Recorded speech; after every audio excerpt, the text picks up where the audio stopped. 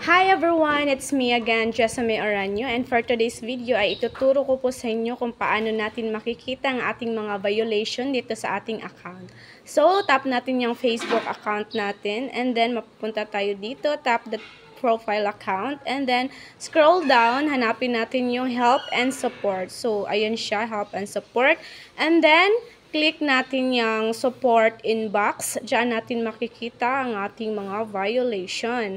So, ayan, mapupunta dyan tayo sa Your Alerts and Report Others. So, tap the Your Alerts, and yan, no violation po tayo. Pag may violation, dyan makikita. And then, click the Report About Others. Kung may violation, so walang reports. So, ayan guys, yun lang po. Sana may matutunan kayo sa aking tutorial. And don't forget to like, comment, share, and subscribe. And thank you, and God bless. Bye-bye!